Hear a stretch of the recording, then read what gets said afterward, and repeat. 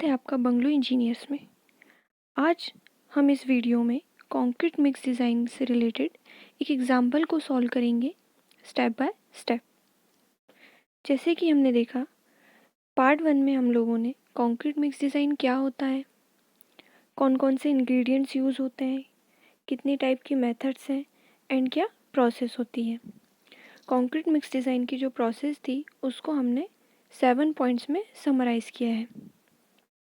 ठीक है, देन यहाँ पे हम जो डिज़ाइन करने वाले हैं पार्ट 2 में, उसमें कौन से कोड यूज़ होने वाले हैं, देन आईएस कोड की क्या भूमिका होती है मिक्स डिज़ाइन के लिए, वो हम जानेंगे। आज मिक्स डिज़ाइन में हम IS 456-2000 एंड IS 10262-2009 का यूज़ करने वाले हैं।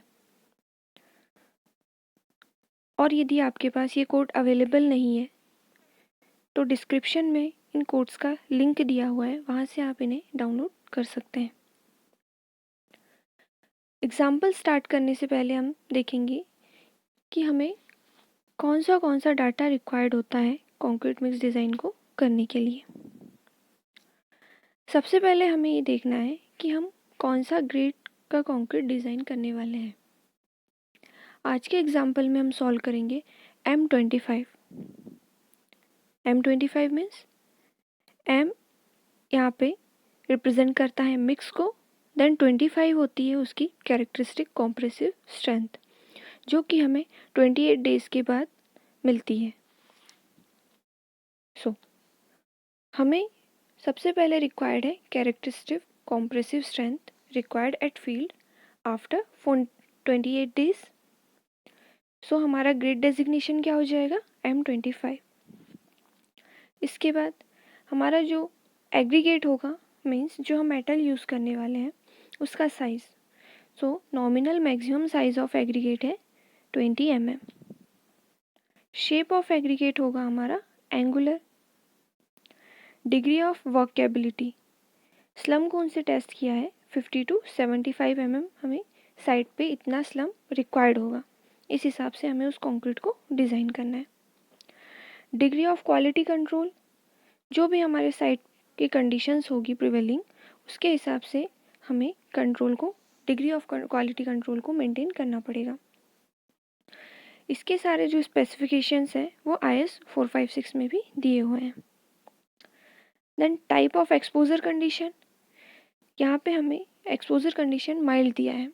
ओके, मीन्स हमारा जो स्ट्रक्चर है वो माइल्ड एक्सपोजर कंडीशन में होगा, या फिर हमारा जो भी स्ट्रक्चरल एलिमेंट होगा जिसमें हम इस मिक्स को यूज़ करने वाले हैं।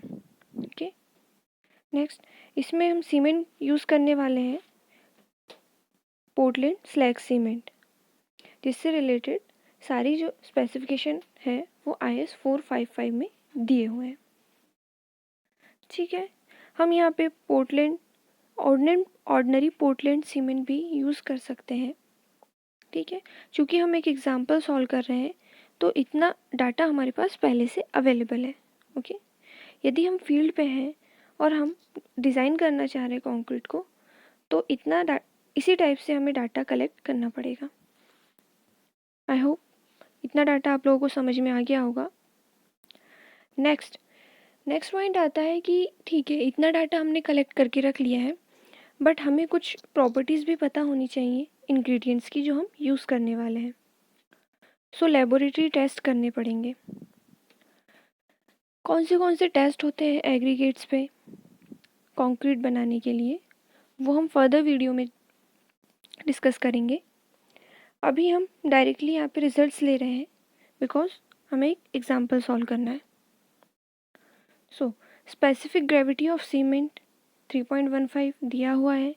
Specific gravity of fine aggregate 2.64 ये भी दिया है।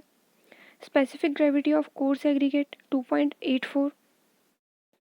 देन यहाँ पे हम अज्यूम कर रहे हैं एग्जाम्पल में कि हमारा जो एग्रीगेट है वो सरफेस सैचुरेटेड ड्राई कंडीशन में है, SSD कंडीशन में है, विच मीन्स कि जो हमारा एग्रीगेट है उसके सारे जो वाइड्स हैं, पोर्स हैं, वो ऑलरेडी फिल्ड है। मतलब वो हमारे कंक्रीट में जो हम वाटर ऐड करने वाले हैं उससे कोई भी मॉइस्चर अब्जॉर्ब नहीं करेगा। ठीक है।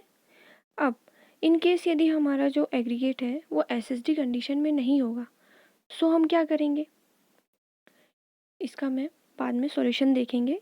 उसके लिए हमें क्या करना पड़ता है, वाटर में करेक्शन लगाना पड़ता है और एक्स्ट्रा वाटर ऐड करना पड़ता है। Then next fine aggregate.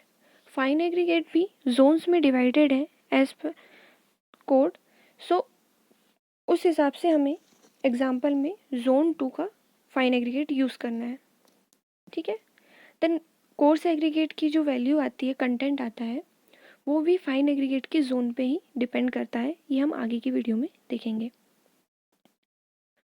Zone को, फाइन एग्रीगेट को जोन्स में डिवाइड किया हुआ है। ठीक है।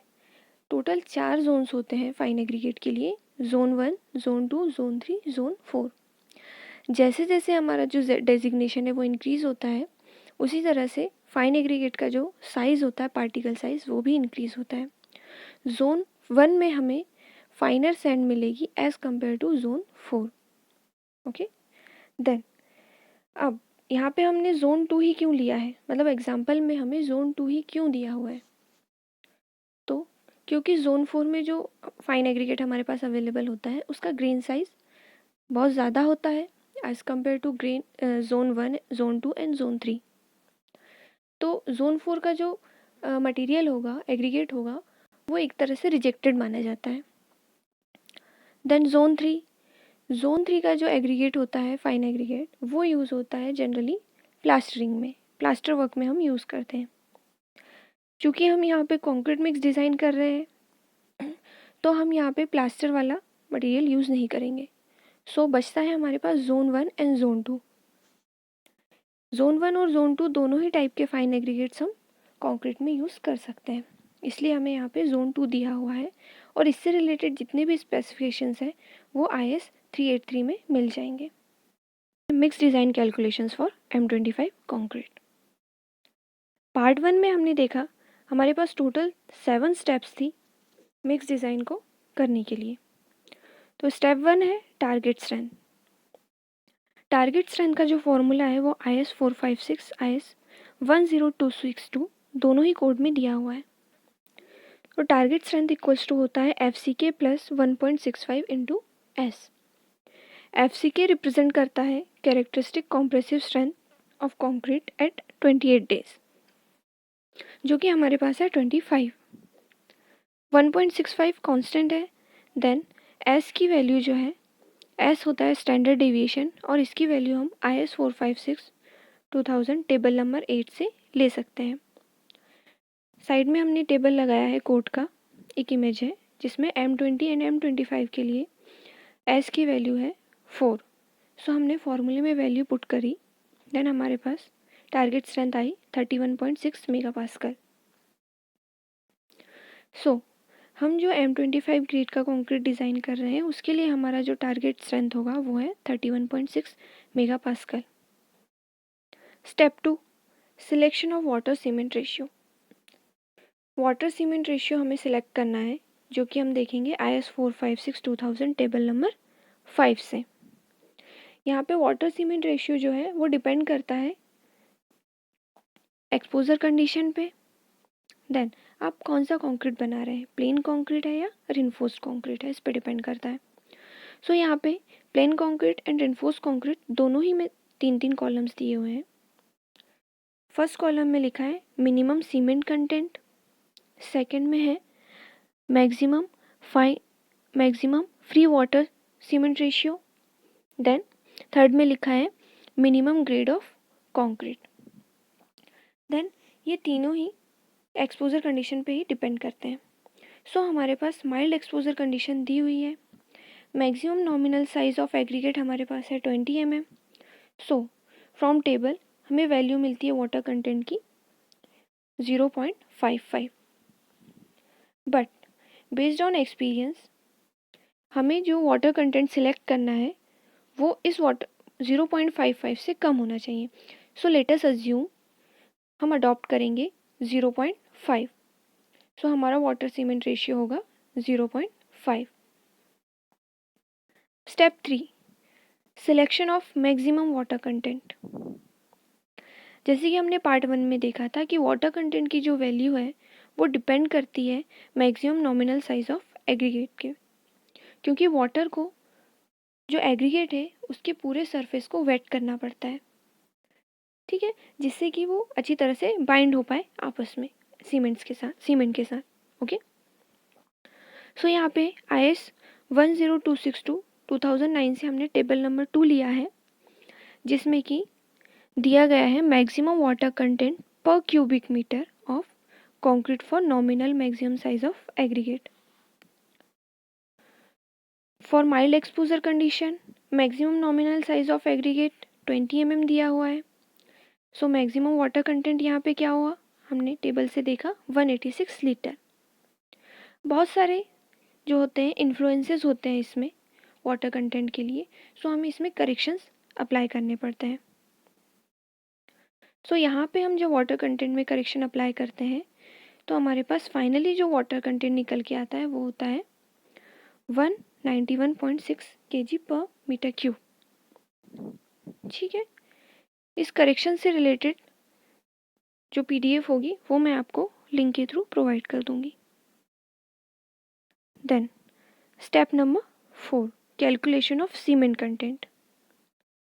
सीमेंट कंटेंट कैसे कैलकुलेट करेंगे, जैसे कि हमने IS 456 2000 का टेबल नंबर 5 देखा है पहले, जिससे हमने वाटर कंटेंट निकाला था, उसी में एक कॉलम दिया हुआ है मिनिमम कंटेंट ऑफ सीमेंट, यहाँ से हम मिनिमम कंटेंट निकाल सकते हैं। देन हमने स्टेप 2 में वाटर सीमेंट रेशियो निकाला था, जो कि हमारे पास आया है 0.5। अब सिंपल सा कैलकुलेशन है, हमारे पास वाटर सीमेंट रेशियो अवेलेबल है 0.5, वाटर कंटेंट हमने कैलकुलेट किया है 191.6 kg पर मीटर क्यूब, तो सीमेंट कंटेंट क्या हो जाएगा 191.6 डिवाइडेड बाय 0.5। सो फाइनली हमारे पास सीमेंट कंटेंट आया है 383.2 kg पर metre cube. Okay, but IS जो टेबल हमने लगाया है IS 456 का टेबल नंबर 5, उसके अकॉर्डिंग जो सीमेंट कंटेंट दिया हुआ है हमारे मटेरियल्स के हिसाब से वो है 300 kg पर मीटर क्यूब। सो हम चेक करें, ठीक है, हमारा जो सीमेंट कंटेंट आ रहा है वो है 383.2 kg, जो कि ज़्यादा है 300 kg से, विच मीन्स हम क्राइटेरिया को सेटिस्फाई कर रहे हैं, मिनिमम सीमेंट कंटेंट से हमारा सीमेंट कंटेंट ज़्यादा है, so it is accepted. But further हमें चेक करना पड़ेगा कि IS 456 ने मिनिमम लिमिट दी है, देन मैक्सिमम लिमिट भी दी हुई है। As per clause 8.2.4.2 of IS 456, maximum cement content is 450 kg पर मीटर क्यूब। सो यहाँ पे हमारे पास सीमेंट कंटेंट के लिए मैक्सिमम लिमिट भी है एंड मिनिमम लिमिट भी है। 5, proportion of volume of coarse aggregate and fine aggregate. इस स्टेप में हमें coarse aggregate and fine aggregate का कंटेंट जो है कैलकुलेट करना है in the form of percentage, certain percentage. Okay, so हम रिफ़र करते हैं table number 3 from IS 10262 2009। Side में हमने इमेज लगाई हुई है उसकी। सो हमारे पास maximum nominal size of aggregate दिया हुआ है 20 mm एंड फाइन एग्रीगेट का जो जोन है वो है जोन 2। इस टेबल में दिया हुआ है volume of coarse aggregate per unit volume of total aggregate for different zone of fine aggregate. तो यहाँ से जब हम टेबल रिफ़र करते हैं तो हमारे पास आता है volume of coarse aggregate per unit volume of total aggregate. यहाँ पे गलती से फाइन एग्रीगेट लिखा गया है, तो इसको कंसीडर कीजिएगा, हम टोटल एग्रीगेट की रिस्पेक्ट में कैलकुलेट कर रहे हैं कोर्स एग्रीगेट का जो कंटेंट है।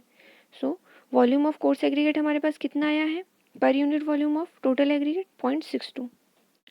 तो हमारे पास फाइन एग्रीगेट कितना हो जाएगा, यूनिट में हम कैलकुलेट कर रहे थे, एक यूनिट में हमारे पास 0.62 कोर्स एग्रीगेट है। सो फाइन एग्रीगेट कितना हो जाएगा 1 माइनस 0.62, तो हमारे पास फाइन एग्रीगेट की वैल्यू आ गई है 0.38। ये परसेंटेज में दिखा रहा है, ठीक है, हमारे पास ये कंटेंट है उनका। Then step 6, estimation of the mix ingredients. यहाँ पे हमें वॉल्यूम कैलकुलेट करने हैं सारे इंग्रेडिएंट्स के। ठीक है, वॉल्यूम कैसे कैलकुलेट करेंगे? हमारे पास सीमेंट का सारे जो इंग्रेडिएंट्स हैं उनके कंटेंट्स अवेलेबल है, मास कंटेंट अवेलेबल है, देन हमारे पास उनकी स्पेसिफिक ग्रेविटी भी अवेलेबल है। सो हम मास डेंसिटी का यदि फॉर्मूला अप्लाई करते हैं तो हमें उनका वॉल्यूम मिल जाएगा।